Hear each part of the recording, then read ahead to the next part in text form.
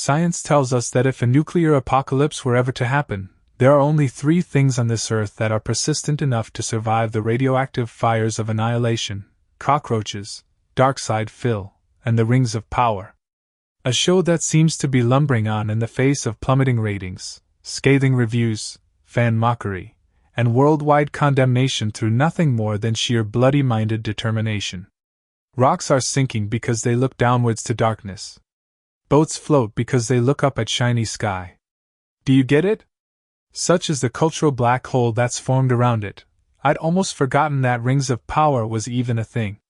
I'd almost managed to purge warrior girl boss who don't take no Galadriel, fanboy Sauron with his one wig to rule them all, their absurd fanfic romance, the nonsensical battle scenes, the complete butchering of the story's lore and chronology, and the corporate DI reimagining of Middle-earth from my memory. It took a bit of work, of course, but I had some help along the way, believe me. Then the trailer for Season 3 came out, and it hit me. Oh yeah, they're still making this thing, aren't they? Never in the scope of human endeavor was so little accomplished by so many with so much. It really is the most expensive show that shouldn't be on TV. But hey, just like that post-Vindaloo turd you've been desperately trying to hold in, it's coming no matter what, so we might as well meet this horror head-on. The season picks up 5 years after the events of Season 2, where Sauron masterminded is that the word I'm looking for? Out Celebrimbor into forging the Rings of Power and manipulated the orcs into sacking a region, a process that actually took about 100 years in the lore, but the show helpfully condensed into a few weeks because I'm alright, boys. Anyway, now that the Rings of Power have been created and handed out to the peoples of Middle-earth, Sauron and his wig have turned their attention to forging one ring to rule them all in the fires of Mount Doom. Meanwhile, Galadriel and her ethnically diverse band of elves set out to discover what the hell he's up to, and this time around, they've got a new friend to help them out. Just can't with the show, man. What are we even doing here anymore?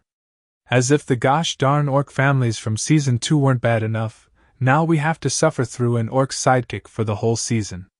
Why? Why? Why? Why? I mean, why in the name of a Balrog's Molten did they think this was a good idea? These beings of pure evil that exist only to fight and kill and destroy are now anti-heroes we're supposed to identify with. Keep your tongue behind your teeth. You know, I'm reasonably convinced if you hooked up a dynamo to Tolkien's grave right now, you'd be able to power the entire universe with how fast it's spinning. That being said, from a purely character point of view, this dude might actually end up being the most likable member of the trio. I mean, it's not like he's got much competition with the world's most insufferable girl boss on one side and this god-awful plank of wood on the other. You have not seen what I have seen. It's nice that the writers finally remembered that Celeborn exists, though. Galadriel's husband and a major figure in the history of Middle-earth who was mysteriously absent for the first 2 seasons so that Galadriel could shake off the shackles of the elf patriarchy and be her own woman. Tell me, how did that work out for you guys? You know, it's so funny watching these hapless retards desperately trying to bend Tolkien's highly traditional classical narrative around the demands of modern-day identity politics hitting the brick wall of reality over and over again. Then finally throwing their hands up and saying, "Fine, we'll bring him back then, but she's not going to be subordinate to him." Okay. Yeah, sure guys, whatever helps you sleep at night, I guess. Oh yeah, and the Nazgul are in this season as well, which is pretty interesting because they're not actually meant to show up in this form until about 500 years later. But that's okay because who even pretends to give about the lore at this point? Just get some recognizable stuff from the movies in there as quick as you can, any way you can. Anything to get people interested in this absolute show.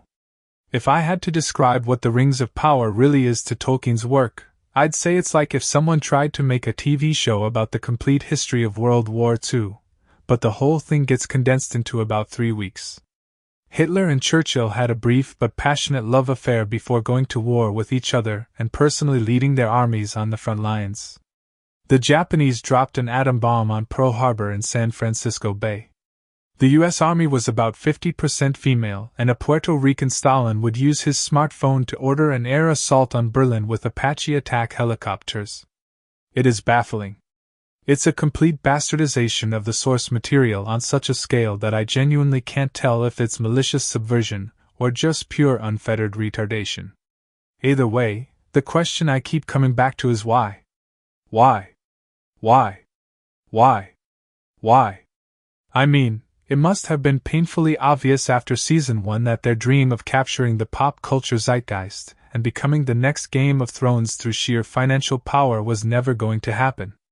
By Season 2, it was even more clear that the show was in free fall. Nobody was buying into it, and the only coverage it was getting was as an internet lolco. So, what the hell are we even doing now? We've got another massively expensive season of a failed show that would have been cancelled years ago if it was made by literally any other network.